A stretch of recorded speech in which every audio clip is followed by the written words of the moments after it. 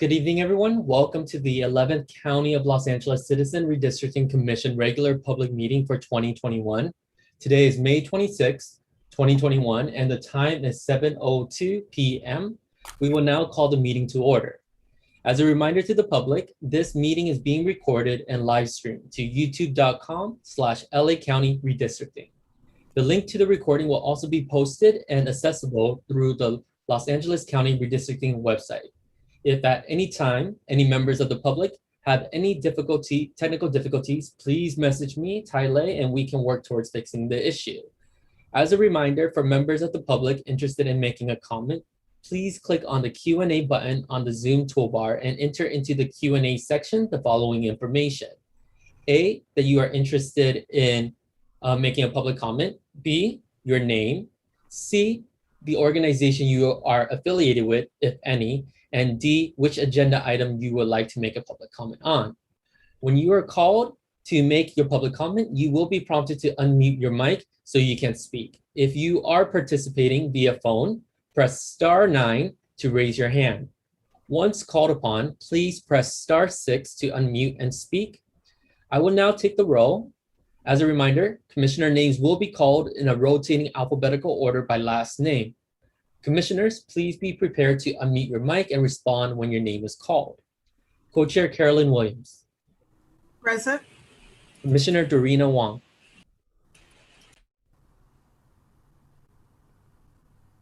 Commissioner Wong? Yes, apologies. I was trying to find the mute. Present. Thank you. Commissioner Jean Franklin. Present. Commissioner David Holtzman. Present. Commissioner Mary Kenny. Present. Co-Chair Daniel Maeda. Present. Commissioner Mark Mendoza. Present. Commissioner Apolonio Morales. Present. Commissioner Nelson Obregon. Yes, present. Commissioner Priscilla Orpanella Sakura, excused absence. Commissioner Haile Soto, excused, will be late. Commissioner Saida Soto. Present. Commissioner Brian Stetcher. Present. Commissioner John Vento, excused absent. I will now turn the agenda over to Co-Chair Williams. Thank you, Ty. In terms of the agenda, there are no changes to the agenda, so the agenda is approved. Now we move to public comments for items not on the agenda. As I understand, there are no written public comments. And Ty, I will hand it over to you to see if we have any other comments. Thank you. So public comment is now open on item 4, general public comment. So currently we don't have any in queue, but let's take just a moment in case any members of the public would like to make a comment. So as a reminder for members of the public interested in making a comment, please click on the Q&A button on the Zoom toolbar and enter into the Q&A section the following information: that you are interested in making a public comment, your name, the organization you are affiliated with, if any, and which agenda item you would like to make a public comment on. I suggest we just take a few moments just in case any members of the public is typing their name.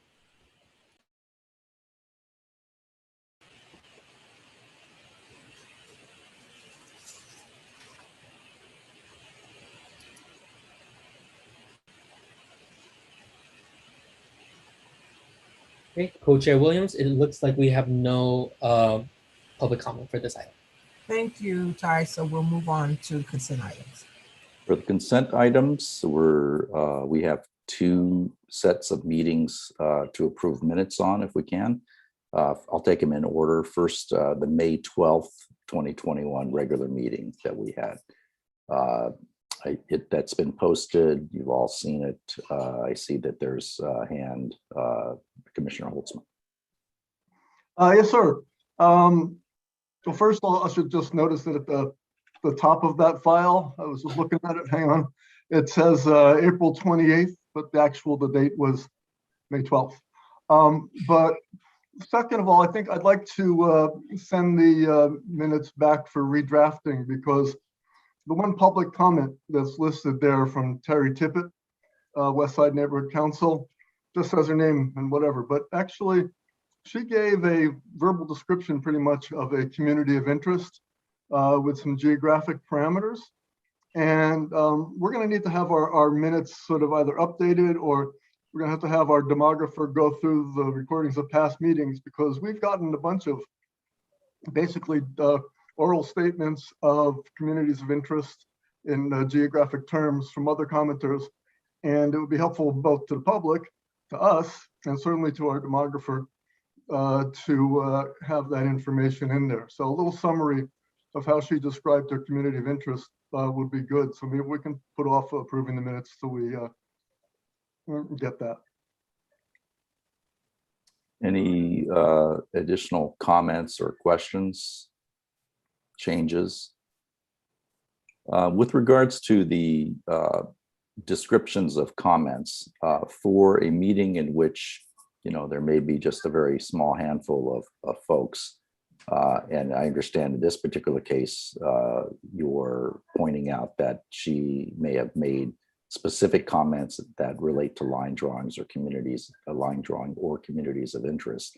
So, you know, there may be more justification for having a summary like that. But when it comes to a public hearing, when we're going to have, you know, hundreds of comments, I don't think we're going to be in a position to accurately summarize hundreds of comments. At least that's something that we may just want to refer people to recordings and recordings of these meetings, because all of them will be recorded. But does anybody else have any comments about the May 12th minutes? Okay, so Commissioner Stetcher has his hand up. I see that now, Commissioner Stetcher. Responding to what you said, Co-Chair Maeda,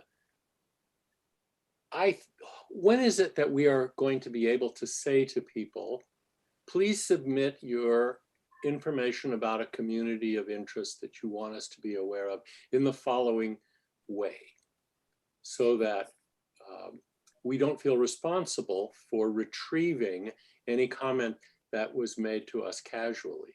When will we have a kind of a formal process, or can we begin to adopt that kind of language?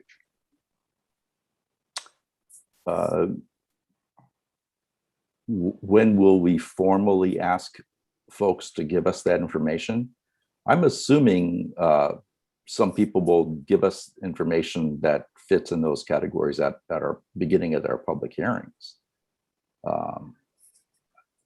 I would think that some people would feel like that would be the nature of their comment. Okay, I guess my question is about who is responsible for capturing that information. Are we asking for it to be submitted in a form that we will then have it recorded in a consistent manner, or are we and our recording secretary, our clerk, responsible for capturing informal comments or any other description of a community of interest? I'd like to see the former, I think, for the sake of efficiency, if we can do it without making it too onerous, so that we don't get all the evidence we'd like to have. I mean, it's an excellent question. I don't know whether, Gayla, I see your hand. Do you want to? Brian, we're working out those logistics right now. In the first meeting in June, we want to dedicate that whole meeting to that kind of question and walk through what we have planned in terms of how people can post their written comments, either during the public hearings, before the public hearings, or after, and actually have listings based on the zones of the various cities, communities of interest, unincorporated areas, so that the input can be cataloged that way. So we are working, and I'll have more information for you on that. Commissioner Holtzman? And Gayla distributed to the demography working group yesterday, I forget, a link to an RFP from the Los Angeles City Council Commission, Redistricting Commission. They're looking for a line drawer, not so much a demographer. But their line drawing RFP specifically says that the proposer is going to have to make sure that any community of interest data received in any form is incorporated into the city database that they're going to use in line drawing. They're going to have a community of interest tool online, but I imagine they'll get oral descriptions, etc. So I think our demographer really is going to have to do that, because we also incorporated line drawing into our demographic RFP. So we would definitely need further conversation, discussion about those issues, how we're going to capture it, when we're going to ask for it, what form they can provide it, those kinds of things. So we'll definitely bring those things up. But with regards to the May 12th minutes, your request, Commissioner Holtzman, is to withdraw that or not to vote on it until that information is provided with regards to the one specific public comment. Is that correct? Oh, yeah, that's right. Okay. Is there any further discussion on that? Any objection to that? I know it's not a formal motion, but any concerns about doing it that way? Let's defer then the table the May 12th minutes. What about the May 19th minutes, the last Wednesday's meeting? Any questions, additions, corrections? Seeing none, I'll entertain a motion to have those minutes approved as written, as drafted. Co-Chair Maeda, I believe Commissioner Stetcher has his physical hand. So move. Commissioner Stetcher has moved. Co-Chair Williams seconds. Are we ready to call the question? Ty, if you can call the roll then. Okay, so commissioners, please be prepared to unmute your mic and respond when your name is called. I will now take roll call. Commissioner Dorina Wong, Approve. Commissioner Jean Franklin, Yes. Commissioner David Holtzman, Yes. Commissioner Mary Kenny, Abstain. Co-Chair Daniel Maeda, Approved. Commissioner Mark Mendoza, Move for approval. Commissioner Apollonia Morales, Yes. Commissioner Nelson Obregon,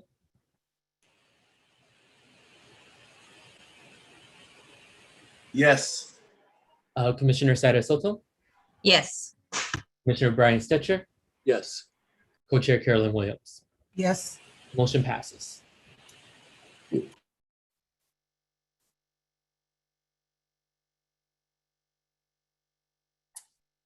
So the main business at hand today is to have further education for the commission. And I will now recognize the lead of the education working group, Commissioner Mendoza. Thank you, Co-Chair Maeda. Commissioner Bento of the Education Working Group is not with us today participating. However, we do have Commissioner Saida Soto that will be assisting. And I want to point out that it has been, excuse me, Co-Chair Maeda's foresight to recognize the importance of learning from the predecessor group that we're going to hear from tonight, the BRC, the Boundary Review Committee.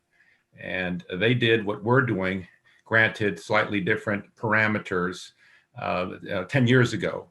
So with that, wanted to go ahead and get started and have the four gentlemen that are joining us tonight, Steve, Martin, Mark, and Nick, introduce themselves and outline their role in 2011 with the BRC. And I believe Ty is elevating them to panel status right now. And I would suggest the commissioners don't mind while Commissioner Mendoza and Commissioner Saida Soto ask the panel questions. Maybe the rest of us turn off our video so the audience can focus on them. And then when we open up to general questions, you all can come back on the visual if that works for you all. Yes.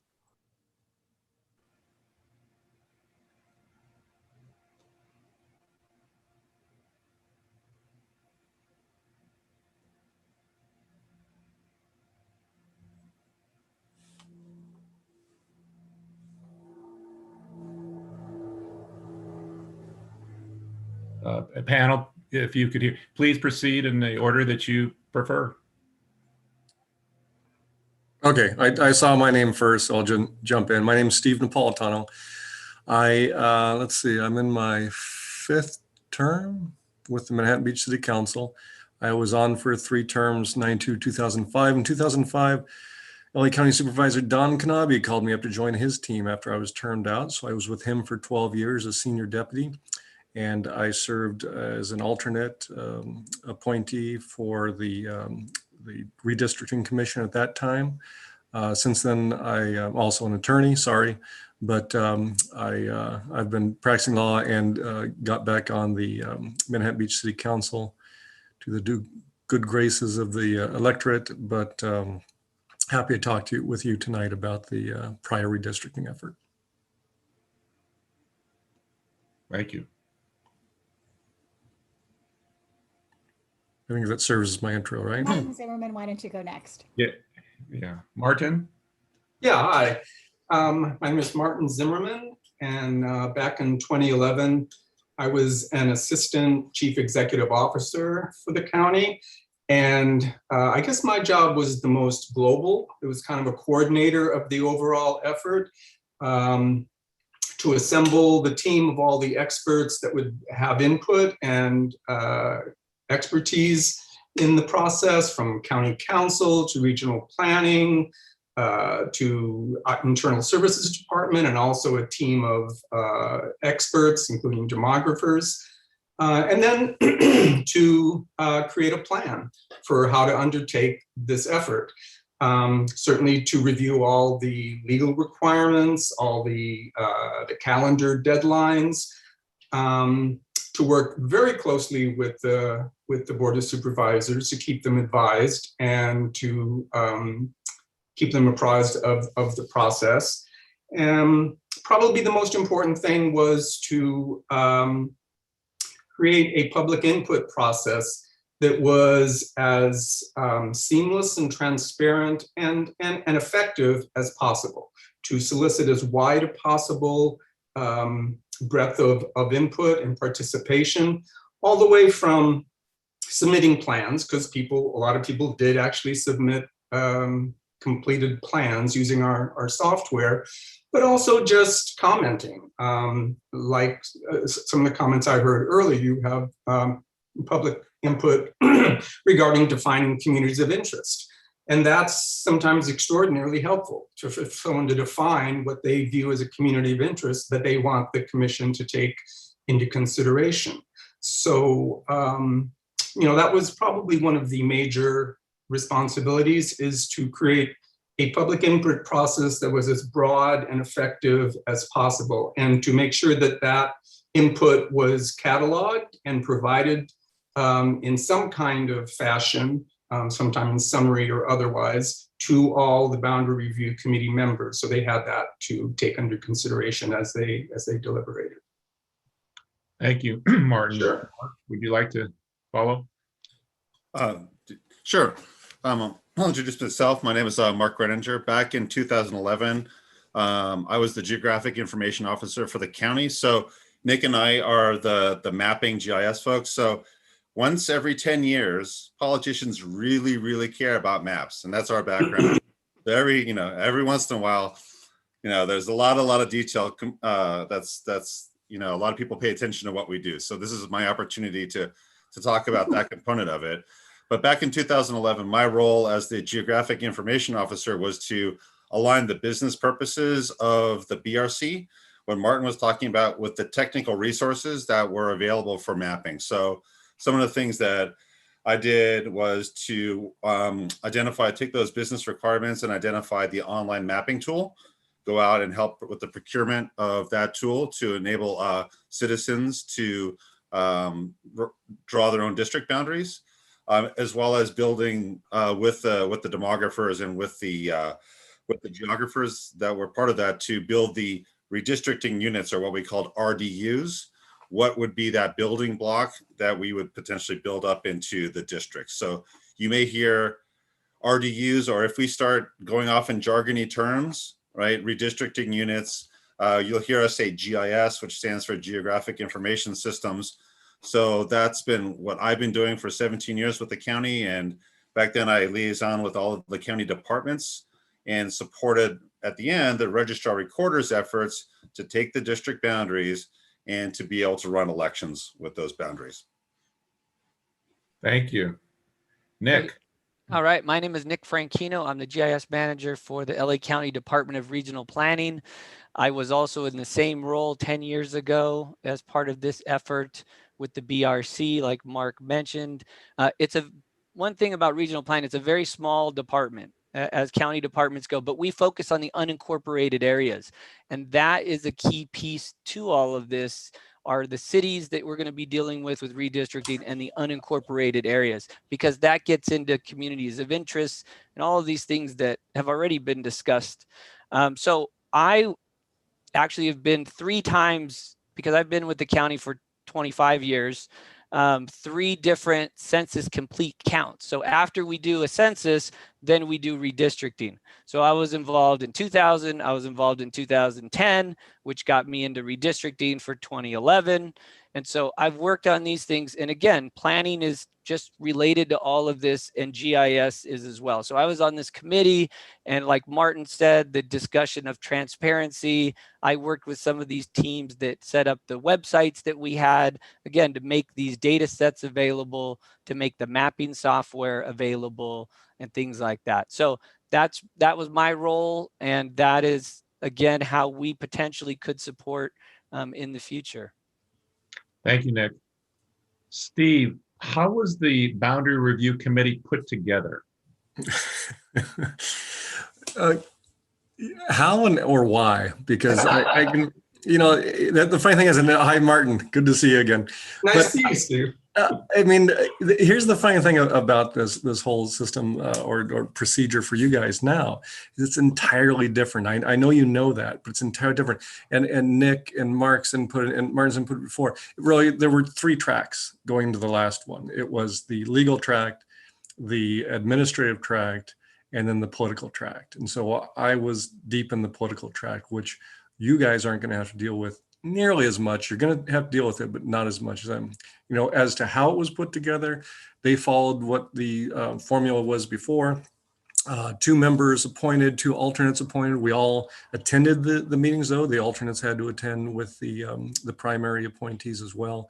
I can tell you it depends on, which supervisor was appointing whom and as to why they were appointed. This was very much politics in the raw. Redistricting just is, depending on which supervisor you talk to, it was about their survival. All politicians want to survive, and that's what it was about. The 4th district was targeted to be a second Latino district, even though the 2nd district had a larger Latino population.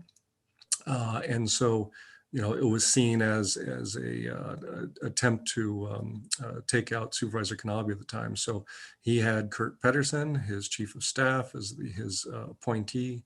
And I can't remember the other gentleman's name. It was myself and another person who were the alternates, but it was a very, very political process, stuff that the other 2 concurrent tracks would not have been involved or told about. It was, their work was entirely subsequent to it, but the how it was put together was, each supervisor appointed who they wanted to.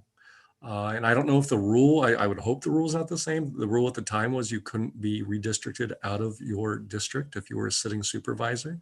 I don't know how that was legal then. I would expect with the commission change that it's been taken off the books now. But it was for some folks, as to the how, for some supervisors, it was about changing the boundaries and making a real substantial change.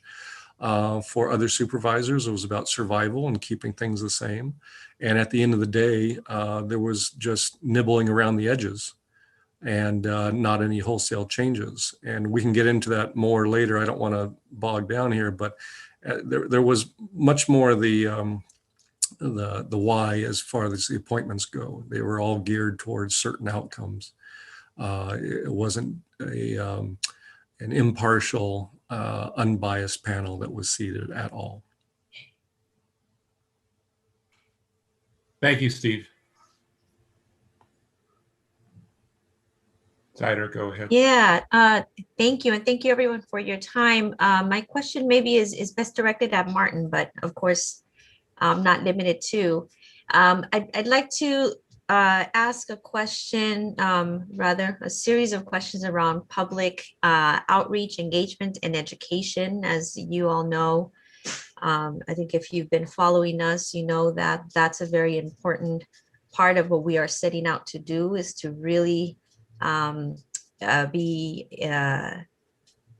intentional about gathering public input. And so we're really interested in taking from you some of your maybe best practices, some of the challenges you encounter. So will you share with us what your public outreach and input gathering process was? That's sort of part one.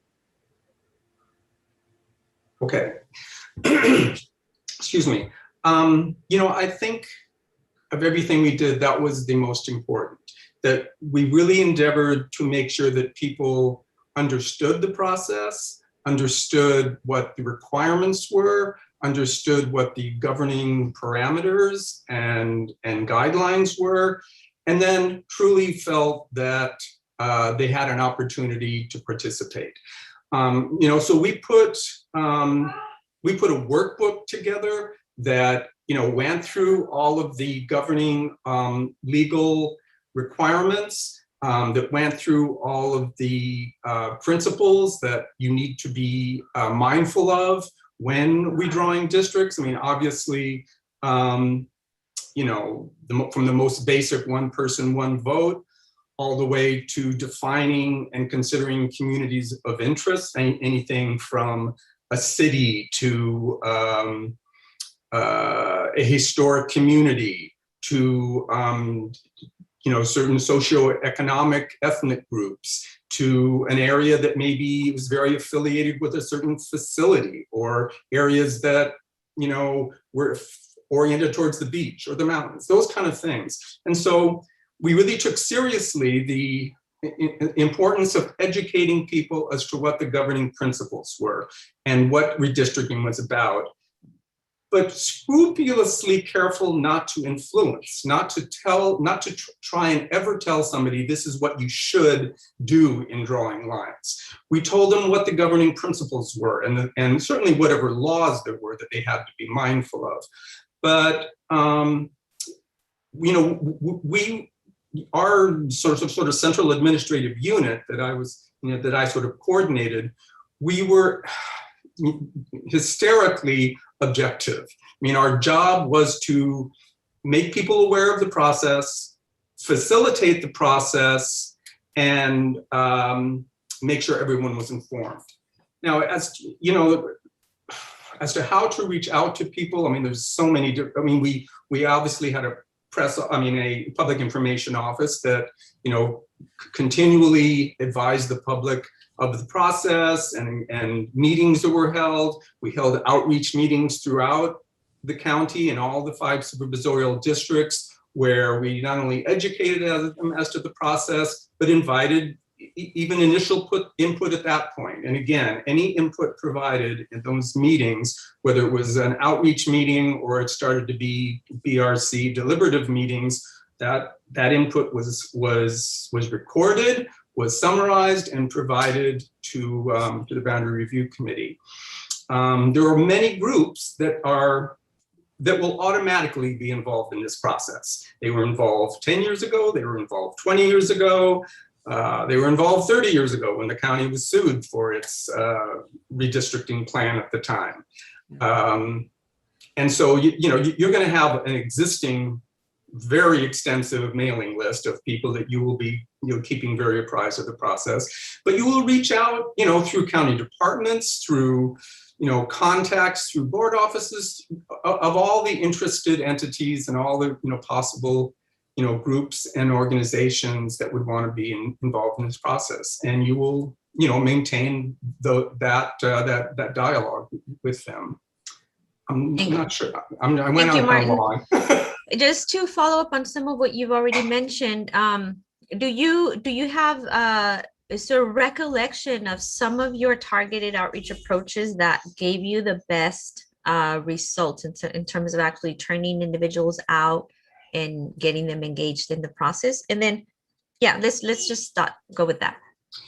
That was, I think, predominantly through organizations that we were already aware of, like MECLA, like organizations like that, organizations that were, ACLU, that we were already aware of and that, were kind of participants in the process historically. And then board offices certainly provided us, their list of people to outreach to, and then county departments, because county departments have a multitude of contacts through the different, businesses that they're engaged in.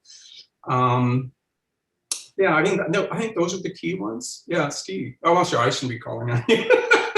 No, I'm wondering, is Alan still around drawing maps? I can't remember his last name. Alan Clayton. Yes, Alan Clayton. He's still around. God, I have no idea.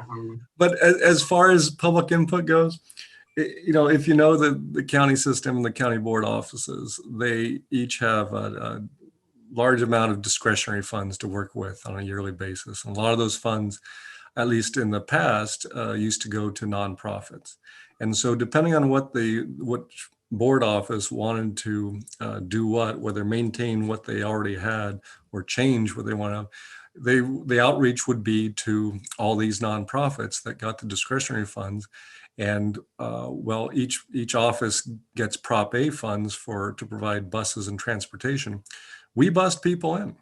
Other offices did too. Offices who wanted to change the current maps significantly bussed in their communities of interest, and we bussed in ours. As far as hysterically objective as Martin's group was, the board officers were hysterically non-biased in the sense that they wanted to create a certain outcome. And so, in fact, they bussed some folks in, and I think it was Gloria Molina's office provided pizzas to them outside the board room. So there was definitely a lot of that going on.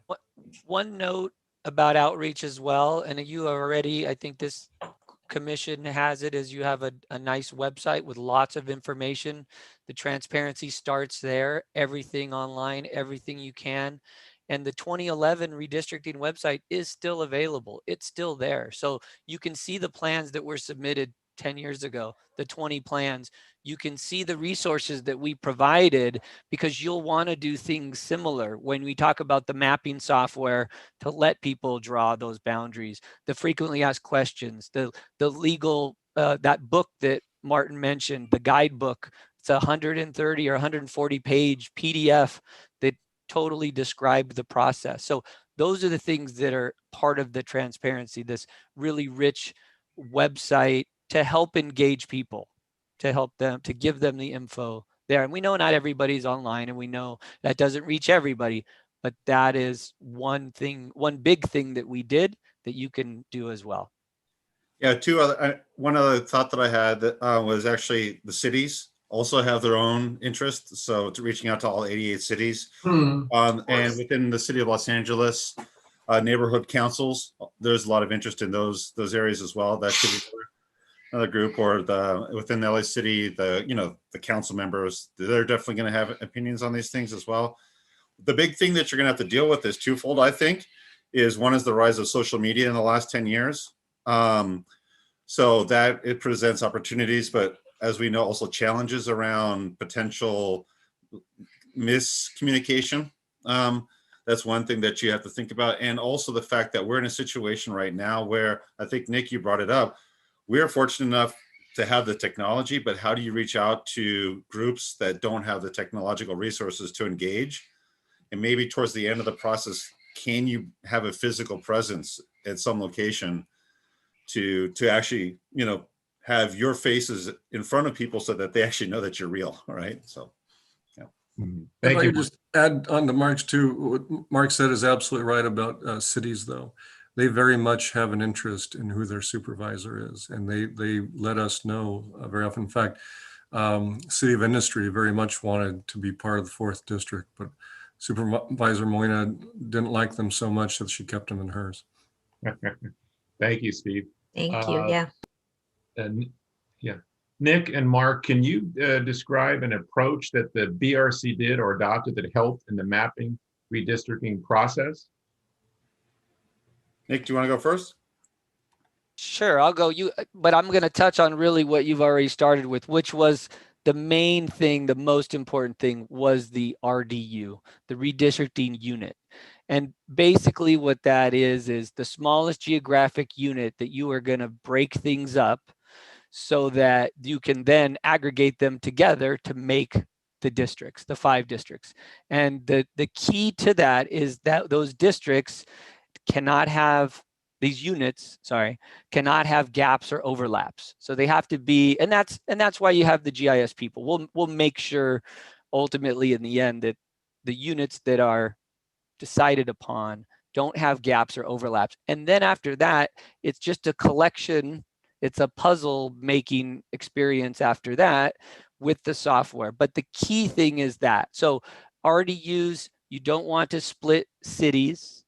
And you have to also look, because the data that a lot of what we're working with, ultimately, when you get to the questions you're going to want to ask, the questions that people are going to ask is about census data, the demographics, the demography of these 10, 11 million people that we have.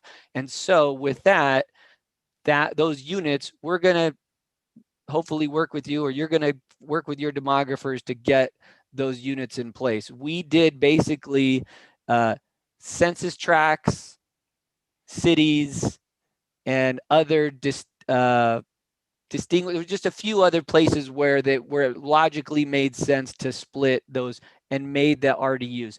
That was the key first thing. The second main thing I'll say is, and this was some of the discussions that you guys had before we came on, is this thing about communities of interest.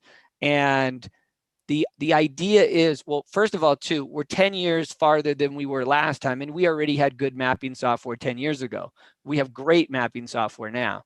There's no excuse for someone to not know where East Los Angeles is, and East Los Angeles in relation to Hacienda Heights, in relation to Altadena. We're not all geographers, but we have that information in various websites. The county has multiple viewers. You can make, and the software potentially that you're going to use will have all of that information in there so that people can get familiar with an East Los Angeles, a Lenox, a Del Air, a Whittier, whatever it is. There's 88 cities, and there's 120 to 150 other areas that are unincorporated communities from us. And I'm going to talk a little bit about that more later, but those are the key things to me. Get good mapping software, and I think you guys have already had a presentation on that a few weeks back, right? Work with the right vendor there. Get the right RDUs and smallest geographic unit, and then the exercise becomes a lot easier, and educate people about using these tools. That's my key thing of that. So I'll pass it to Mark at that point. Yeah, so I think in terms of things that the BRC did well last time, I mean, there's some notes that I took, and we've talked to them already. I think having an online, open, free redistricting tool with training that was offered online, I think we had like 3 or 4 online training sessions as well, making that as accessible as possible, aligned with this idea of transparency and open process, right? Having a website, letting anybody who wanted to download the entire set of data, so it wasn't locked in this system that we put together. People who had their own software, their own expertise could download every single piece of information, right? That was available to the commissioners as well, right? So the experts had the same access to information. I think we'll talk to the RDUs. I think Nick and I are going to go off on this name of what we have come up with a recommendation, what we think these redistricting units should be. I think one thing to remember is that the Census Bureau's data is the core of redistricting. So you have to use the Census Bureau's geographies, right? Because that's how we count the number of people that are in the districts, and there's rules about district counts being equal, right? The overall populations. And it's the Census Bureau's data, therefore the Census Bureau's geography that you need to use. but which level of that geography is going to be important. There's, you probably will hear about census block group, and tracts. Those are your three core.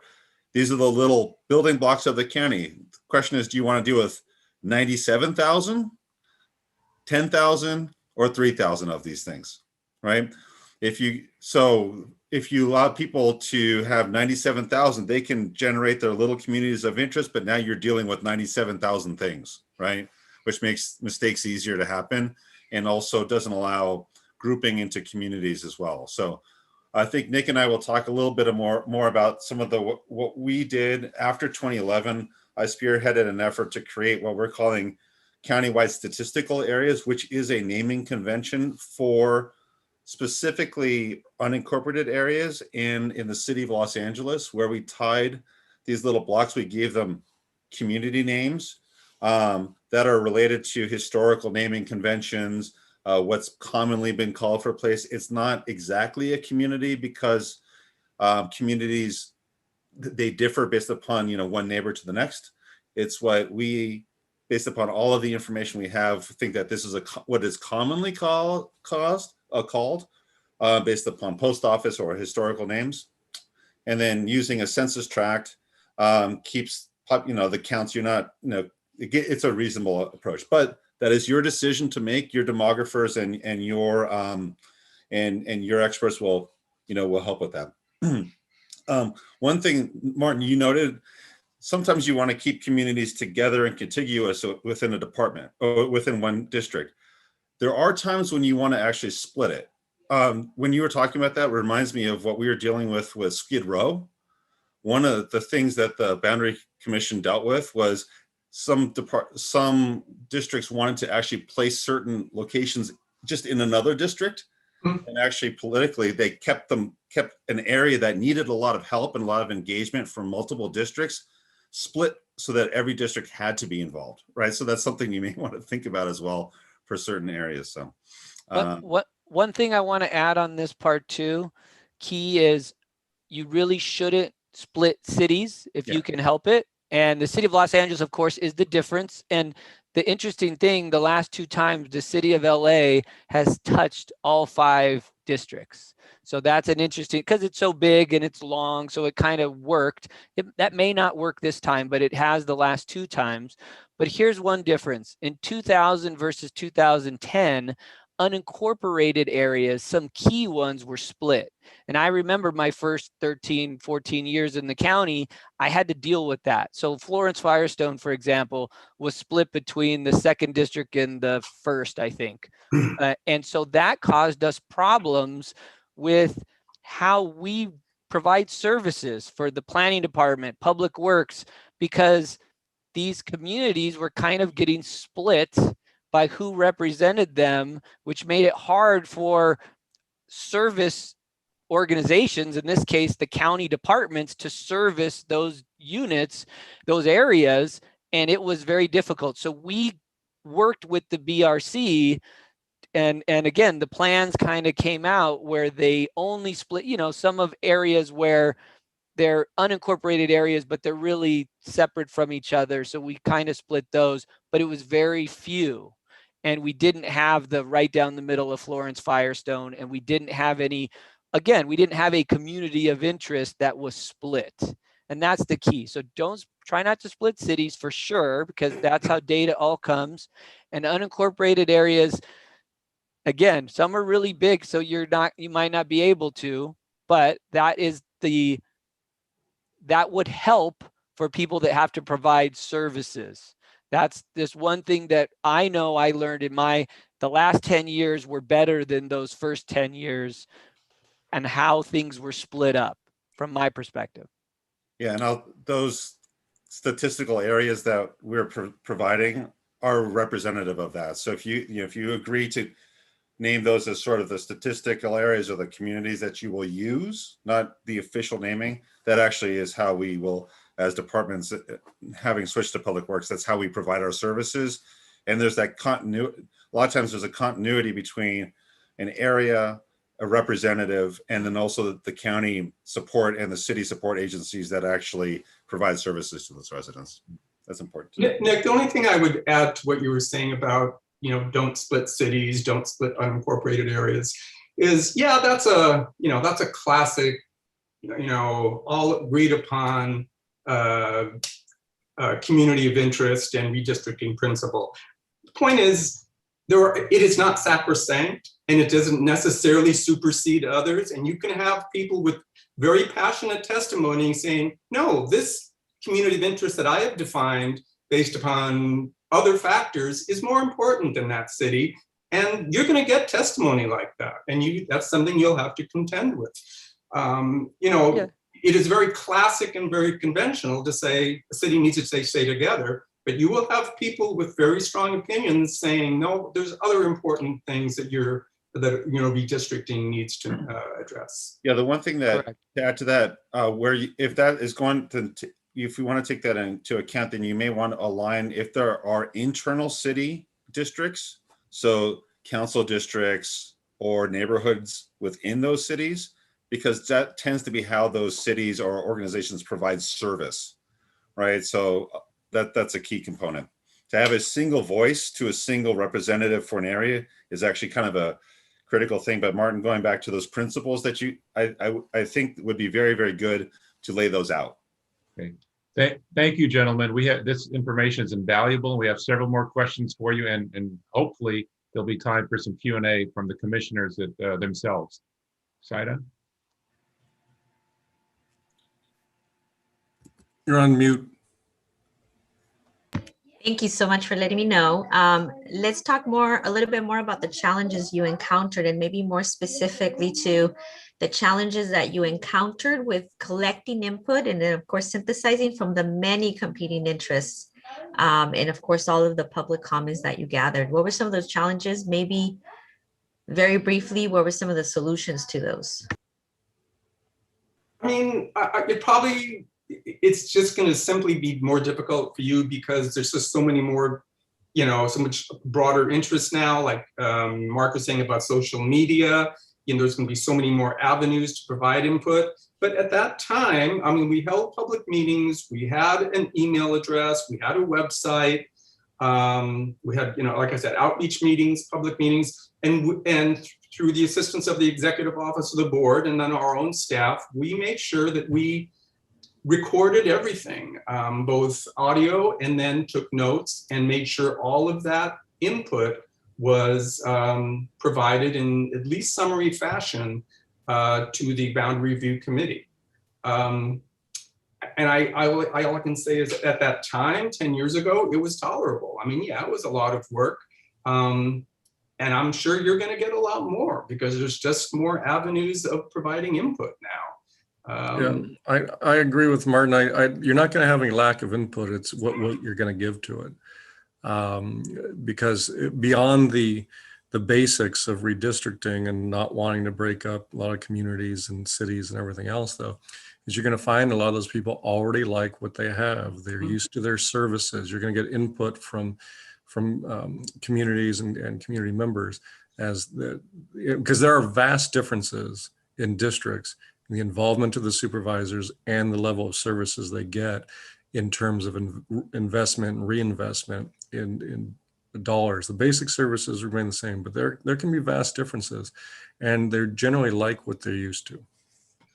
But clearly, back to your question again, we absolutely were judicious about making sure that we acknowledged, recorded, provided any input that was submitted, because I mean, that is the ethical deal here. If somebody's taking the time and the effort and putting in the resources to provide you input, you are honor bound to make sure it's listened to, and they need to see it somehow that yes, we've been listened to. Doesn't mean you're going to agree with them. Doesn't mean that what they have asked for they're going to be able to get, but they need to see that they've been listened to. Yeah, thanks for highlighting that, Martin. Following up a little bit on that, Nick, you of course mentioned, right, we have over 80 cities and over 120 unincorporated areas. What were some of the challenges that you came across in engaging sort of the vast land of LA County? Sure. So I think the idea was to talk a little bit again about some of these unincorporated areas that are really small and some that are larger. So we have unincorporated areas like East Los Angeles that are the size, that are bigger than cities that we have that are incorporated, right? And I think East LA, for example, has tried to be a city a couple of times, and I guess it never went through. But we have really small areas too, like West Fox Hills or La Rambla. And the naming is also this thing. People are going to ask you questions about communities, or they're going to describe it. I think that was there. My community of interest is this and this, and you might not be able to decipher it. And so that's where I talked about, having the mapping software and having, I was going to show my screen on this one too, but I'm afraid, I'm not sure if you guys are up for that, but I have it to show you the unincorporated areas. Can I share my screen for 2 minutes? That would be fine, Nick. That's all. Okay, I'm going to go ahead and try to do it. And then you tell me. I do a lot of, we're all meeting online, so we're doing this. So if you can see it, this is the unincorporated areas. This is just a little dynamic presentation that I put together. This is actually available. It's called a story map. And right here, the idea is the county can be split up lots of different ways. And it is split up lots of different ways. And so this one has a whole bunch of boundaries just showing, and zip codes are shown like labeled. So you can see how crowded that gets. But here's the unincorporated areas in yellow. And like I said, there's the East Los Angeles, but there's little pieces like Franklin Canyon over here, or like Ladera Heights and View Park, Windsor Hills. And there's this little tiny one. And so my department, every department, any group that deals with service areas has to call it or name it or label it something. And so our department does that. And Mark mentioned our CSAs, where we're trying to work with the board. It turns out the Los Angeles Times does it and did it a few years ago, and it's called Mapping Los Angeles. And it's all the communities, so that when they report news, they can tell you that it happened in Encino or Tarzana or Linwood. And so, because it's just like what the USGS does when there's an earthquake. They find the local place, the closest place to it, and then they name the earthquake after that. So this is unincorporated areas, and they're highlighted in yellow. The cities are all labeled there around. And again, there's 88 of them. The other things that there are, so again, people know their zip codes, but it's not a great boundary to use to break things up, because they just go where the mail is delivered. Zip codes are for delivering mail, but they're also good for surveys and outreach, because people know it. People know their zip code. Okay, so that's just kind of fundamental.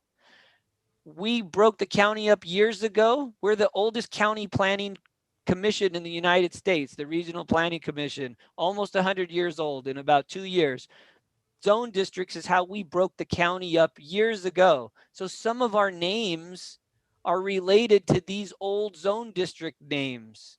So that, again, the labels are kind of slow, but Lenox, Del Air, Gardena Valley, Victoria, Willowbrook, some of the familiar names and some not as familiar because they've been around for almost 100 years.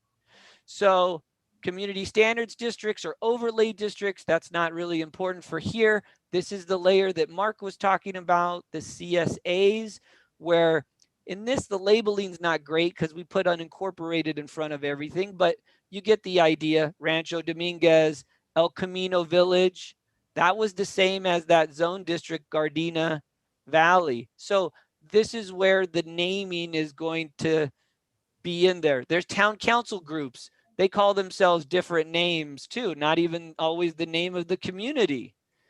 And then the Census Bureau itself, they give you data by city, but they also give you data by unincorporated areas if it's considered a census designated place. It's the data equivalent of a city. And the county has many of them, and that's these ones that are highlighted. Of course, this is a nationwide data set, so it shows Ventura counties as well. We don't care about that right now, but you can see that there are census designated places, and statistics are going to be provided for those areas, just like they are provided for the 88 cities. So again, just something. And then the last one, I mentioned the Los Angeles Times. This is what happens when news breaks and LA Times writes a story. There was a car crash in Winnetka. Is somewhere in this boundary, they're going to say that it happened in Winnetka, not based on a zip code, not based on a council person, but based on their boundaries, because they did a survey. They reached out to counties and cities, county departments and cities years ago when they made this. But again, just another way potentially to break the county up. So when you put them all together, it's this mishmash, but it shows you what GIS and the power of this software, because you can get a handle on it. You can see it. You can put some tools together to zoom, query, filter, whatever you needed. So those are the things that I wanted to make sure that you guys saw, that there was a way to look. I'm just going to go back to that first one. City and community boundaries. The unincorporated areas, when this draws again, are in yellow, and each of the cities, and we have multiple mapping websites that have this info, plus other layers if needed, census tract stuff, and then all the demographic data eventually is going to be in that mapping software that your demographers and things are going to use. So these are the things, and these are the online tools that we're going to want you guys to be familiar with, and make sure that the public and our stakeholders are familiar with. So with that, I'll stop the screen share and you can go to the next question. Thank you, Nick. That was You're super welcome. informative. If I This, may, Commissioner Sessions. yeah, go ahead. I just want to give a little shout out because Nick Franchino is actually developing a little app so we can have GIS maps at our public hearings. And Ty can help zoom in. So when we are meeting in certain zones and people talk about their communities, we can pull that map up and enlarge it and really zoom in and look at the details. That's So I wanna exciting. thank Nick, he's working on that now for us. Thank you, Nick. That's really exciting. Brief response and question for you, Mark. Again, given just the intense level of detail in possible added data sets that may have come to you towards the tail end of your process, is sort of what were the challenges with that? How did you approach that? And then how many maps did you get? So I think if you look at I think in terms of challenges, the one thing that was challenging on our side was we received requests to place massive amounts of information into the redistricting software. I just did a quick count before this meeting. We had 13 separate elections with over 140 variables just for elections. So one of the things I think you may want to, that was challenging to get into the software, right? And so like we had Prop A, 1A, we had these little itty bitty propositions that were being used for redistricting. I don't think that those are the primary concerns. That was definitely a challenge for us. I don't think that any redistricting plan is going to be able to spit out and balance 555 different variables. So I think, one key thing is to focus on just a core set of demographic information, key elections potentially, right? That match with of interest, but the Attorney General of the state of California, or is not necessarily, those were some of the challenges that we ran into. And then at the end, I think the reports that were coming out took a fair amount of manual processing. Fortunately, I didn't have to do that. I tried to automate that as much as possible, but I remember there's a lot of manual work that went into the reports on the actual plan. So look, you have, as a commission, you're going to have to get the information that you need. But the more thought out those reports are, to be consistent and just have the core set of information, I think that'll make the job easier for your demographers. So thank you so much, Mark.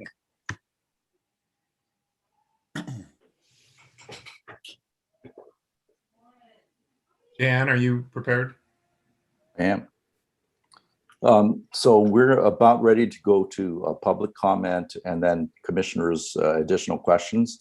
But so if you are in the public and you do want to make a comment on this matter, please go ahead and indicate as such. And Ty has provided you in the chat with instructions to that in that regard. My final question is, I guess, sort of a catch-all, and probably Steve is probably the most suited to answer it. Of course, you recognize that our commission is very different than the committee that you served on. We are independent. We're not even allowed by state law to consider incumbency as one of our factors. So that's a very different process than you all have. But recognizing those differences, do you have any advice for us, for our commissioners, as we go about undertaking our mission? You were chosen for a reason. I think take all the information you can get and do the best, most well-informed decisions you can make with them. Everything was driven by politics before. There's no getting around it. The commissioners were chosen by politicians for political ends. When we made the change in the state to have the district lines redrawn for Congress and Assembly and State Senate, I think overall they did a really good job. And I think that people are looking for you guys to take the politics out of it and to do that good job here as well. So do what makes sense given the numbers of the community. I guess the other thing was just in terms of community interest, the reason why, Kanabe stayed where he was in the 4th district state was because as much as it's a strangely drawn district, and most of them are, I mean, the 5th district, there's only so much you can do with it at any given time. But, like the 4th district, it goes from the Marina Del Rey to Diamond Bar. It's incredible, but it's a reflection of the diversity of LA County too, in both, not just race and ethnicity, but the demographics of economics and interests. And so, I don't know what you're going to be looking for in terms of how to put these districts together. You're going to be looking for balance. And that's the only thing I would encourage you to, is look for balance, take the good information you have. You're going to rely on the demographics and the RDUs and everything a lot more. Trust me, whatever maps were drawn before, they were not relied on at all. And so it was purely political. This is an entirely different world. You're in charge of it, so do your best. Thank you. One thing I would add maybe to what Steve said is I really, have to say that your challenge is probably greater than it was 10 years ago, 20 years, 30 years, because when it was largely a political process, that's almost easier because political motivations are usually selfish, and if they're going to get their way, they're going to use those factors. You have a different job. You have to listen to everybody. You have to balance all of these competing interests, and you will hear interests that are equally important, and they will conflict with each other though, because you have 5 districts with 10 million people. If we had 15, 20 districts, your job would be a hell of a lot easier, but we have only 5, and you're going to have to balance a lot of valid, passionate, competing interests. I agree with everything Martin's saying.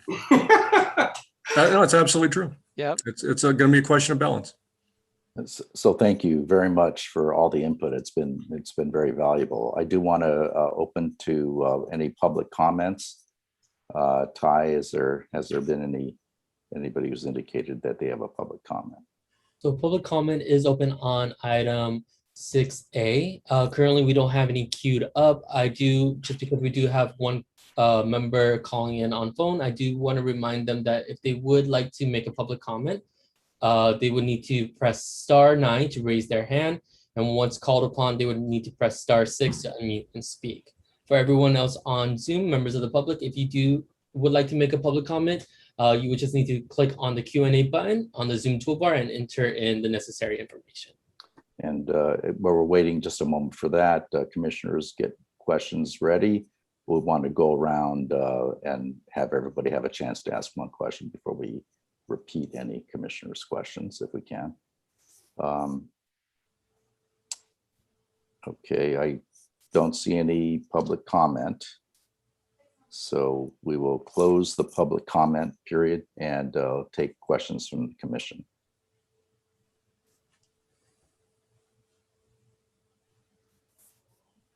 No questions? So we have Commissioner Franklin, then Commissioner Stetcher. Yes, thank you so much for this invaluable information. I mean, it was really information packed. My one question is community of interest.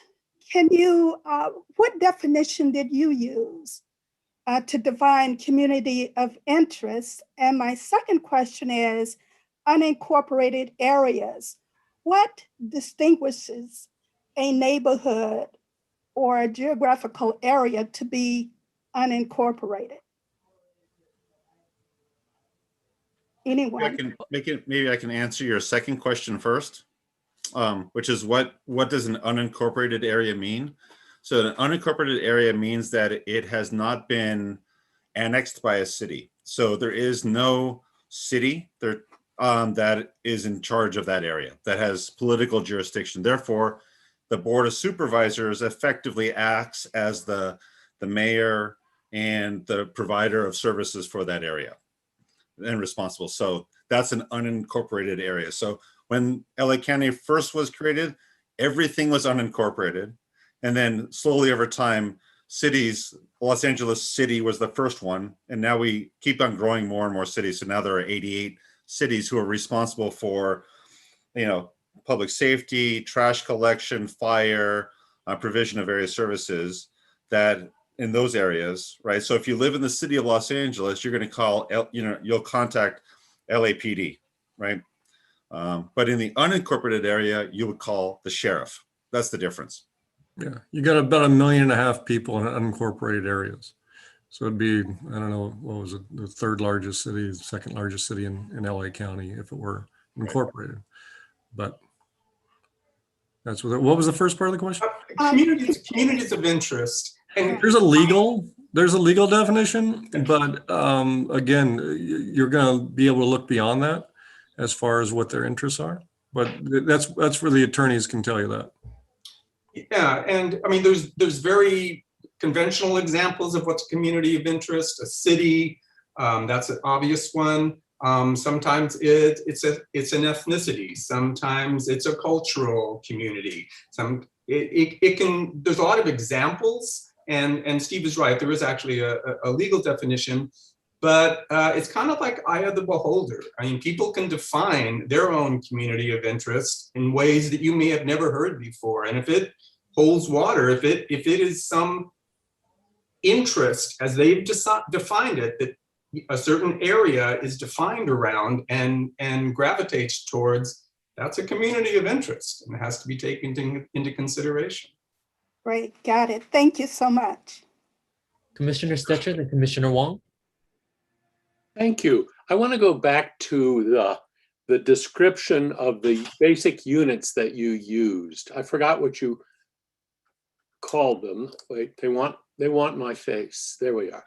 You had a term for the basic unit that you used, built up from census blocks and tracts. And I wanted to know how it compared with ones that have been discussed with us before, which would just be to use the census tract or the block group. Are yours one of those, or are they some small and some large with an overlay towards cities and communities? How do we think of those? Is it okay if I'll show you what they look like? Would that be helpful? Okay with me. Okay, so I'm going to go ahead and share my screen then. And I put it in the chat. Okay. It's RDU stands for Redistricting Unit. It's the building block. And Mark, there you go. So if you can see what this looks like, I'll show. This is the bigger one, but if you look in here, there are all of these little orange squares or orange areas, right? Mm-hmm. So what you're looking at is the current supervisorial district boundary. And you can see that inside of this, these are little pieces how the census counts people in these little areas. Those are tracts or blocks? These are block groups. What we have sort of recommended is a little bit bigger area. So let me turn this one on. You'll see, right? So these are how the county is organized, right? So they've broken the county into lots of little units, And if I click on one of these, right, you'll see that, well, we know that this is, I know these coding, but this is the city of Los Angeles, right? This is, it was in Supervisorial District 2, and it was census tract 211112. That these are these little units. I hope that makes some sense. It may not be as clear as if I switch back to this. It makes sense. I guess my two questions are, can we get access to these? And is there a justification?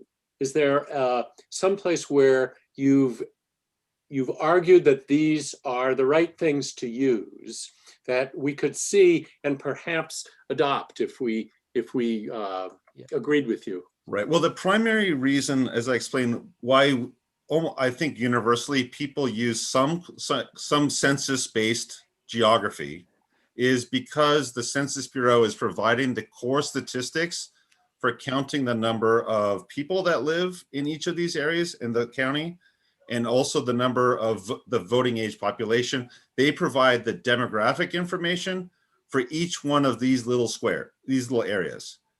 So the idea is, if I wanted to move, you know, these two little areas, these two redistricting units into another district, now I know what the population impact, the number of voters, the number of Latinos, the number of households making over 100,000, whatever those variables that you show of interest, you can actually then add those up and see the impact of that change. But the other reason, though, that you want to do this, so Mark mentioned there's 97,000, approximately 10,000 versus 3,000. That's blocks to block groups to tracks. And the difference, or the other part of it, is the other data that you might want to look at. And the other data may come in these different units. So for example, a lot of times when people want, in our department, for example, some of our planners, they want to do some work in a community, and they want to look at a whole bunch of different variables, but they want to go to the block level, very detailed, very granular. But we tell them not to. They have to at least use the block group so that they can get other data sets matching units. So the matching units is also important. And some of it is a little bit of the headache of it. He mentioned 97,000 things versus 10,000 things versus 3,000 things that ultimately you're just conglomerating together to make 5 things. So that's the discussion of the unit. But an RDU can be what you want. Track, block group, block are the things. And the rationale is that this is what people around the country use. Everybody does it in some form or another with these units. Yeah.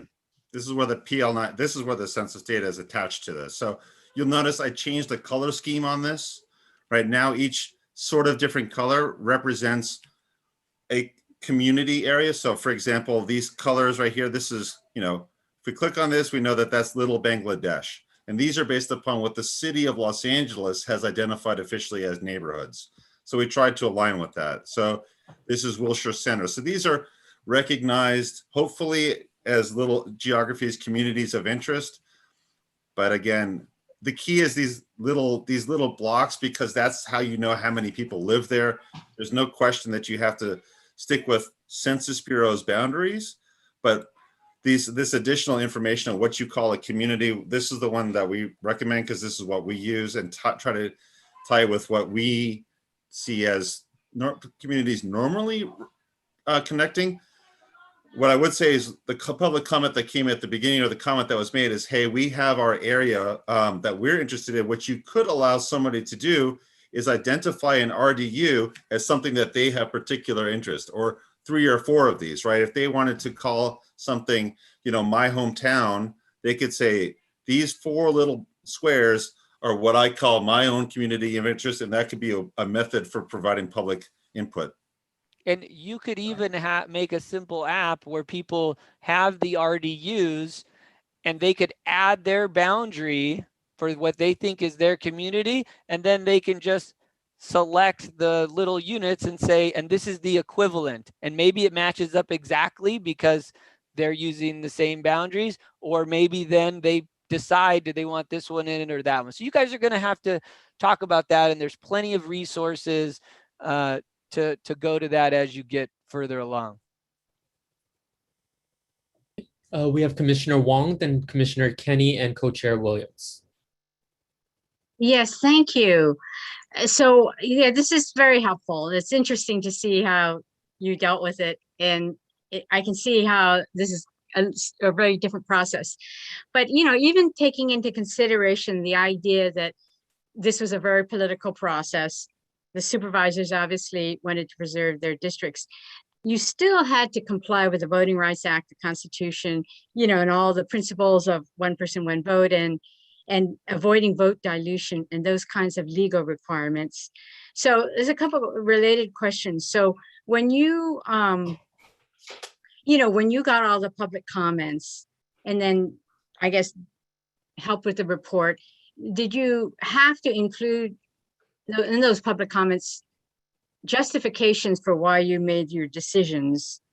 And did you do that, or who did you rely on to provide those justifications? And were you worried about possible lawsuits and thinking of ways to make sure that, you know, the final maps that you picked complied with all the necessary, you know, legal requirements? Yeah. Question for, yeah, Steve. I was just gonna say, well, as far as legal requirement, everything is run through the lawyers, but again, the concerns were, you know, as far as justification, for instance, the 4th district, we needed to add about 35 or 40,000 people because of the change of population across the districts. And so we added Santa Fe Springs and maybe a couple other little unincorporated areas.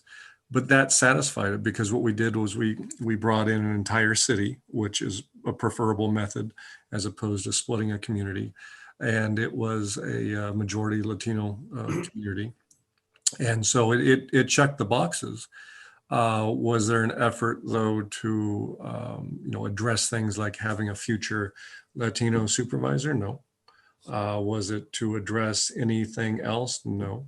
It was, we needed to bring in a certain amount while still preserving the district as much as it was, because that's what we heard. And that's what a lot of testimony that was given to the supervisors was we like the 4th district as it is. And so a lot of folks, that was considered communities of interest coming and testifying on their own behalf. So it worked out that way. But as far as legalities, the county generally is not concerned about lawsuits. They've got they pay an entire department of county council and outside litigators. They're generally of the opinion of bring it on. We don't care. They get sued every day by somebody. I mean, I'm going to add to that is like, yeah, I mean, Steve is absolutely right. County council worked very closely with the Boundary Review Committee in providing them advice and guidance on different testimony and input and legal factors that were brought up. All I'll tell you is that it as, and, you know, you mentioned that, you know, you can't, you know, you should avoid dilution and that kind of thing. And sure, there's some very obvious guidelines to follow, but it's not going to always, again, be that clear. I mean, 10 years ago, you had certain organizations, certain members of the board who felt that there was a legal obligation to create a second Latino majority influence district. And there were people saying, no, that is not a legal requirement. And that's going to be for you guys to handle. I mean, that was 10 years ago when that claim was made. There was a supervisor who finally voted for the plan with least change that didn't create that second Latino district, saying he knows this plan is illegal. He expects, you know, the Justice Department will sue us in a year or two, and he'll just wait for that. Well, that never happened. But that was the reality, is that these issues are going to be strident and these issues are going to be difficult, and it's not going to be black and white. No, I mean, yeah, it's just not going to be clear cut. Commissioner Kenny, then Co-Chair Williams and Commissioner Holtzman. I have a question about the unincorporated areas. Because the people who live in cities get a lot of their services from the city, should we pay more attention to the unincorporated areas because they rely more heavily on the county? Do the supervisors spend a lot of their time on the unincorporated areas versus the cities, or how does that break down? So I would Depends. say this, the county, think of the unincorporated area as one very large city of 1.5 million people that is split in lots of different areas, that receives a lot of its services directly from the county. So the county acts as this one city. The board offices, they do pay attention to those areas, but they represent everybody in their district, including cities, people living in cities and also living in the unincorporated areas. So I would say treat them equally. Think of the unincorporated area as a city. Steve, does that? No, I agree. You need they need to be treated equally. I mean, the 3rd district, I think currently probably has the least, if not no, unincorporated areas. I think they're all city. No, it's just something a little They bit. still have Is there a Santa little bit- Monica Mountains. But yeah, I mean, they're not to be treated differently because the interests there are the same, whether you're in a city or not, in terms of redistricting goes. Because you're voting, the redistricting is the end result is you're going to be electing a supervisor. It's not gonna, the district you're in, you know, as I said, some unincorporated areas got more depending on who their supervisor was. But that shouldn't be a consideration of yours. That's the supervisors. It's really, you know, your consideration is who their representative is and how they're going to be chosen. And I agree with that totally. The reason I know about unincorporated more is because that's what my department represents. That's all we deal with. We don't deal with any contract cities. We don't have a lot of countywide issues except some airport things. So that's what I know about unincorporated a lot. And I know in working with the CEO's office a lot and some of the board offices, but I'm not here to advocate one way or the other. Just like you said, it's like any other area, but like a city, we don't really want to split a city. We might not want to split an unincorporated area, but there could be competing interests there too, like Martin said. Co-Chair Williams, then Commissioner Holtzman and Co-Chair Maeda. Okay, I really appreciate the presentation. It's very interesting. It sounds like there's a lot in front of us, a lot of challenges for us to meet. But one of the things you mentioned was to look for balance, and especially among competing interests. So when you say look for balance, I know we've got communities of interest and there are lots of things to consider. What do we give priority to, or, you know, I guess I'm looking at, how do you balance all these things? Well, I mean, from my perspective, as Commissioner Kenny pointed out, right, you wouldn't put unincorporated above cities, just as you wouldn't put one city above another city either. So when you're talking about balance, it's on your shoulders to deal with all the communities of interest, and cities count as one of those, and certain areas within cities count as another, and ethnicities and race, and there's so many considerations. But, you know, the basic building blocks, I think, as were pointed out, besides RDUs, though, they're digestible pieces, but it still comes down, I think, mostly to cities. You're going to be looking at cities, and you're going to be looking at the demographics of those cities and what their adjacent cities look like too, in deciding how to form these, because they're still going to be, you're not going to have a district of, you know, 5 RDUs here and 5 over there. They're all going to be within cities or unincorporated areas. So the balancing act is going to be, you know, well, the this district is this. It goes to my point earlier about the 4th district being so diverse in so many different ways. Do you want all your districts to look like that? Or, you know, if you made a district before, the 4th district used to cover the entire coastal area. Now it's the coast is split between the 4th and 3rd district. If you made a whole district now of just the coastal area, you're going to look at primarily probably white, richer communities on the west side than you would if you want. So, you know, how you split things up. But again, given geography, given population numbers and everything else, there's not going to be anything perfect. So you're going to do your best and balance those things out using the structure, and how far you go beyond that structure is going to be up to you guys. Yeah, I mean, the one thing, obviously you're familiar with the terms packing and cracking and gerrymandering, right? Beyond that, it's a matter of, it's balancing, like there's advantages of keeping districts compact, right? Where they represent a similar geographic area. But what happens if that also limits the, you know, causes a lack of diversity or underrepresents a certain ethnicity or community of interest, right? That's where I think I go back to what Martin said at the beginning, is to come up with a list of your rules or your vision or how you're going to approach this. I think that will help guide you. Thank you. Commissioner Holtzman, then Co-Chair Maeda. Thank you. Briefly, about how many complete 5-district maps did the BRC get, and where did they come from? We got a few. Alan Clayton certainly submitted some. I don't know if he'll still be around to submit this.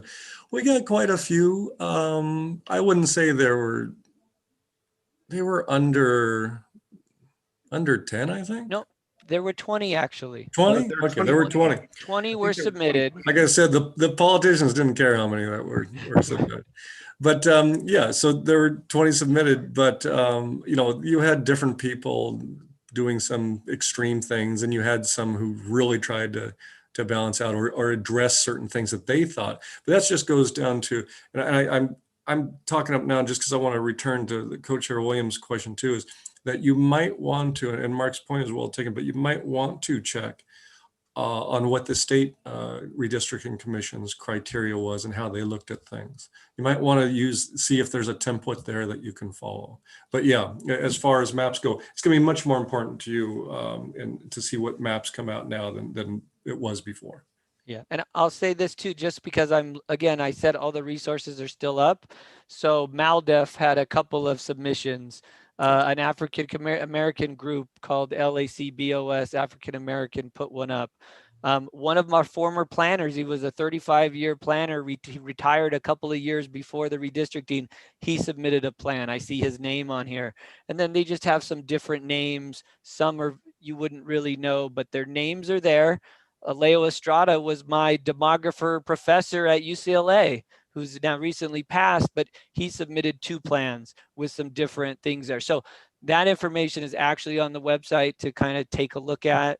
And like Mark said too, they're like 40 to 50 page PDFs that kind of break down that. And if you look at 1 or 2 of those, you'll get an idea of what the mapping software kind of gives you and what the RDUs, what Mark showed, but that is the type of product that you'll get with this effort as well, most likely. Yeah, I definitely, those plans, redistrict, I mean, hopefully you've been to the website. It's Redistricting 2011, right? .lacounty.gov. Those plans will give you a really good idea of what you could potentially expect to receive as well. Thank you. Co-Chair Maeda. Thank you very much, gentlemen. This session definitely ran later than we had allotted, but as you can see, there's a lot of interest and a lot of good questions that have come up. I do have one final question I wanted to ask, which is, we are going to get lots of community of interest data, right? We're going to have some oral testimony, we're going to have some written testimony or written submissions, probably social media posts, probably going to get some maps that are partial maps that show communities together, and that's a community of interest submission, I suppose. how do you have a sense of best practices for how we keep track of all of that data? What is there a good way to process it so we have it in mind when we're going about the tasks of drawing maps? Rely heavily on staff. On staff, did you say? Yeah. I mean, there was a template, a analytical tool that we created to do a excuse me, an analysis of every plan submitted, and it said what was the population balance, what was the ethnic makeup, what was the election results for key races. So there was a standard analytical tool created that analyzed each plan on the same basis against one another. And I think you'll need to have something like that, some kind of a standard analytical tool that you can, compare apples and apples as the different plans are submitted. I'm not sure if that's on the website. So that was every single final report that had that complete plan. The software does that for you, right? But there was additional things that were output. Martin, or we can work with Gayla to make sure that the commissioners get a copy of what that standard report template was. Right, it was like 40 pages or something like that. It was, I'm not sure if it was 40, but whatever it was, we should provide that, right? I think that'll be of really good interest, yeah. Here's another piece too. You're going to provide online software that does not require any download, does not require a license for people. So people are going to be able to use these tools. Hopefully you'll provide resources like we did in 2011 with tutorials. We did a online open meeting. Anybody had a question and we were there to help them, guide them through the software. So you probably do that. But we also provided all the data for download because some groups wanted to do their own analysis. They wanted to use their redistricting software, their GIS software, and make their own. So you're probably going to have, again, you don't have to, for the transparency, for the get it into everybody's hands, you probably will want to make those same data layers available for download. And then what you do is, again, you not require, but you ask them to try to keep it in that same format when they give it back to you, which is, again, a list of RDUs in which district they're proposed for, because you can crunch all the rest after that. There's not a hard thing. If somebody gives you something that doesn't match your RDUs, or that's where you'll have to determine if you even want to consider it or not. Because if you get a bunch of those, then you might have to, but realistically, you want to have that framework so you can really compare apples to apples, and the software and all that stuff should be set up so that that'll be pretty easy to manage and take care of. Again, as long as you don't get 300 plans, right? Because we were worried about that last time, and 20 wasn't a bad number. Again, maybe Steve mentioned maybe it didn't really matter. There was 1 or 2 plans ultimately, but 20 was still doable. There was only 6 the 10 years before that. I think I remember that from one of my notes that I found. So 6 in 20, 2000, it was then 20, and whatever you end up with, as long as it's not 2, 3, 500, you'll probably be reasonable. And realistically, this is very important and you'll get a lot of input, but hopefully you'll end up in that sweet spot that'll make it reasonable for your group. The one thing I was going to add to that, Co-Chair Maeda, is I think, because hearing the comment or about the minutes, one thing that you could ask, if somebody wants to define a community of interest without having to put together an entire plan, you can request them to give you the RDUs, the redistricting units that represent that area or that community of interest. That is one alternative. And then we at the county or within your technical team can maybe make a little application to help people pick that list, right? I'm interested in this area. I'm going to click these 5 RDUs. That's my area of interest. And they can send it to you as a little Excel file, or a listing. These are the RDUs that make up my area of interest. You give it a name. That could at a certain point be maybe even added, to these reports over time or something like that. So, something for you to think. Great. Thank you very much again. We really appreciate all the input. Yeah. And hopefully we'll be able to call upon you if we have additional follow-up questions. Some of you. I appreciate it very much. Just try not to get overwhelmed. We wish you the best of luck. It's easy, but don't get overwhelmed. Yeah. Thank you very much. It's as much an art as a science. Thank you. Okay, well, moving on to the next item on the agenda. I believe. Thanks very much, guys. Thank you.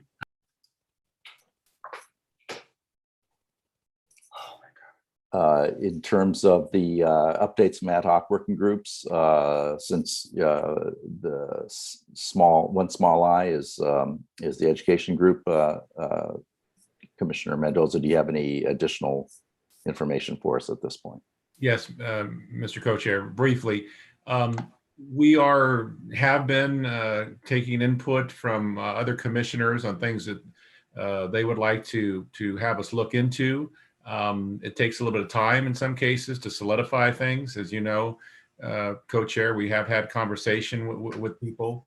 And so I would encourage commissioners to let myself, the co-chairs, or Commissioner Vento know what it is that you would like. If you have an idea or a suggestion, because we'll certainly consider that.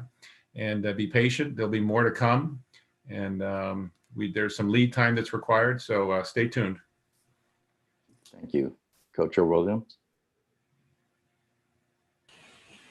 Thank you, Co-Chair Maeda. Just want to introduce Commissioner Morales, who is the lead for the public outreach ad hoc working group, and some updates on our public hearing dates and also what's happening with the volunteer liaisons. Thank you very much, Co-Chair Williams. And so I'll provide the brief, and I know that Gayla probably has more of the meat of this conversation, but we have scheduled out the 10 hearings that we are going to be organizing in the coming months to be able to get that public comment and get those communities of interest to provide those testimonies and some ideas and thoughts regarding that. You've got a survey, and we're supposed to fill it out. In terms of our availability, what we've asked is that all commissioners at least commit to participating in 7, because we do have to have a quorum to be able to, have a formal meeting to make sure that we meet that requirement. And so we're trying to spread that as evenly as possible to make sure that we're not completely overwhelmed, to make sure that we make these hearings a success. So that's on the one hand. The second thing is around volunteer liaisons and folks that are interested in, being considered as point for particular requests to be able to provide presentations. And so I'm going to pass it over to Gayla to give us a sense of where we've landed in some of these. In terms of the 10 public hearings, I have sent out to all of you on Sunday 10 outlooks, so you can book them easily into your calendars. If we hold one of these public hearings and we do not have a quorum, we cannot officially receive public comments. We'll just have to cancel the meeting. So it'll be very important. All the dates and times selected based on your survey, we know we can get 10 or more of you. So I really need you to block out the time, assuming you'll be there. And if you can't, then obviously let the co-chairs know, that there would be certain times that you couldn't make. And we need 9 for each meeting. I also had a couple commissioners ask about the one in Spanish. We will have translators translating from Spanish to English, so you will be able to listen in and follow the meetings as well. I plan on Wednesday, June 9th to, I've talked to the co-chairs. I think we should use the bulk of that meeting talking about the details for the upcoming public hearings. You got to meet Nick Franchino from Department of Regional Planning. He is putting together a friendly app so we can actually put up the map, zoom in, get the names of the unincorporated areas, the cities, and that, so we at least have a context. And I'll go into more of the details of how we can use a more structured approach for receiving public comments based on the various communities of interest by each zone. The The one thing I don't know is what will be the timing for when we go to public meetings in person. The public health has lifted it in terms of the ability to have indoor meetings starting June 15th, but there's been a request to the governor to extend the executive order for the Brown Act public meetings to July 15th. So various jurisdictions have time to prepare. For example, the executive office has called the public libraries and the parks and recs, and the staff aren't there. They're not returning the calls. I'm checking with community colleges and other groups so we can start lining up various locations for those meetings. So we'll know more about that transition from virtual to in-person, hopefully by early June when I meet with you. So those are the main updates in terms of the public hearings. I also am having the PowerPoint and fact sheets, and when we get the details on the map of where these zones are and what the zip codes are for the hearings, they are now being translated into the 12 threshold languages. So we'll begin posting that information also in early June for outreach. Okay. Thank you, Gayla. So we'll hand it off to Co-Chair Maeda. Do we need to ask for if there's public comment on these reports? I can't remember. We should. Yes, you should. Yes. So if there is any member of the public who wishes to make public comment on what we've mentioned so far, the education working group or the public outreach group, please weigh in. We do have a question from one member of the public, Karen Diaz. Karen Diaz asks, will you be sharing the dates for the 10 public hearings today? I can actually, I could announce what the dates are if you would like. We are going to try to bundle them and get these flyers out by early June. Shall I just read them off so everybody has them? Sure. Or actually, if you give me a second, I can find it and post it. That might be the better way to do it. Okay. If any members of the public wish to ask a question or make comment, please let us know in the Q&A.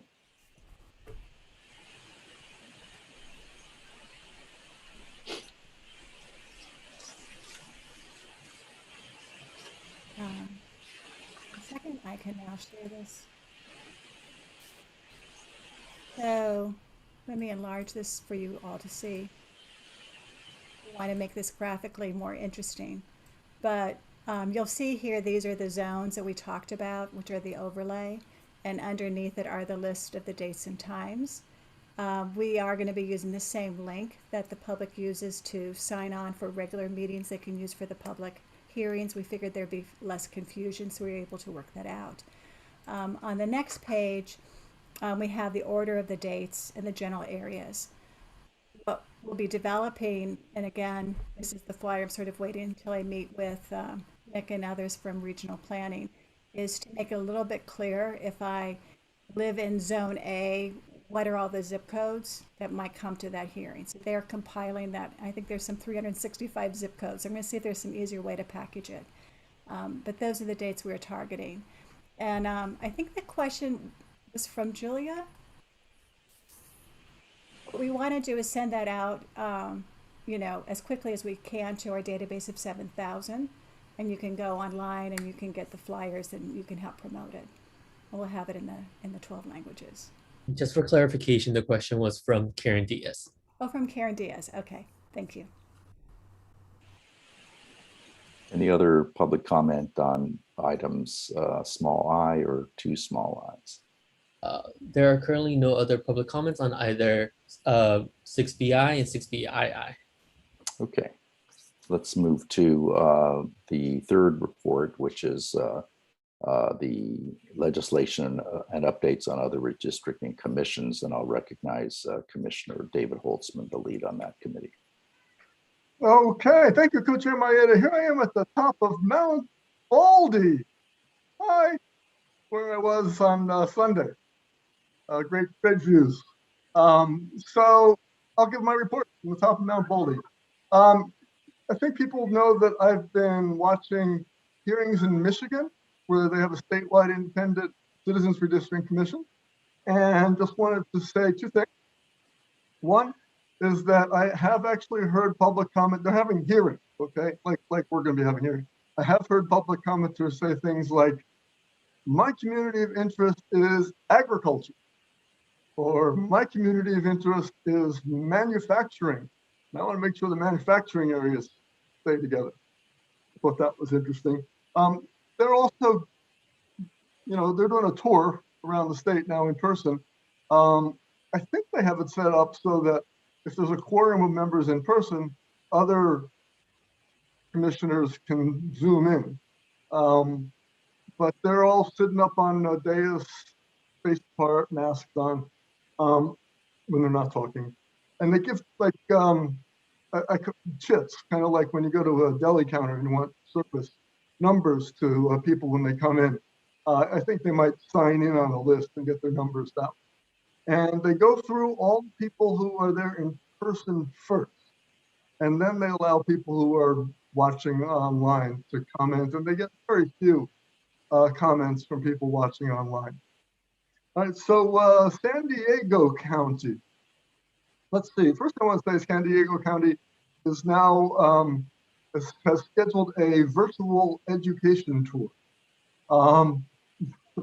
But they have tour dates running from June 3rd to June 30th, just 5, one per district, but then they say all are welcome to attend their district tour or other district tours. And it's all about learning why redistricting matters and to participate in the process. So there is that. And then you may be aware that the work group that, first of all, I should have started with this. I want to welcome Commissioner Mary Kenny to the work group. She has volunteered to join us, and I'm very pleased with that. So anyway, you may have heard that our work group is meeting with a similar work group from the San Diego Commission. And we're kind of still waiting on them to come up with some specific suggested amendments to that bill, SB 594, before we together go in and support that. So we're a little bit on hold with that. The legislative recess will start, I think, July 15th or something like that. I have the state legislative calendar here. Yeah. July 14th is the last day that the policy committee can hear the bill in the assembly. So we would ideally like to have whatever language we want to get into the bill to Senator Glazer by then. The other thing with the San Diego Commission, they've been cheering on my efforts to try and get the prisoner incarcerated person reallocation data make it available so that we can do that reallocation or know what that reallocation is going to be because the relevant data have already been transmitted from the corrections department. But the corrections department and the statewide database have already turned down Public Records Act requests, like Freedom of Information Act requests, federal level, for those data. And they wrote a letter, which is in the attached materials for this meeting that you can see. Actually, they had a lawyer for the legislature write me a letter with a couple of the reasons that they don't want to do the inmate incarcerated persons reallocation before they release the final redistricting, official redistricting data set. So I don't know, if I've hit a wall on that, and my plan is just to give over, and we will wait for that complete data set when we get that complete data set. Looks like September 23rd is the date that that data set will be released by the statewide. Okay, so I think I'll just leave it at those two commission updates.